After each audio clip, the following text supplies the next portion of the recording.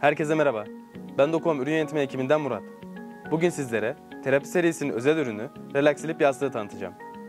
Gece boyunca rahat nefes alamamak hem kaliteli bir uykuyu hem de yeni güne zinde başlamayı engeller.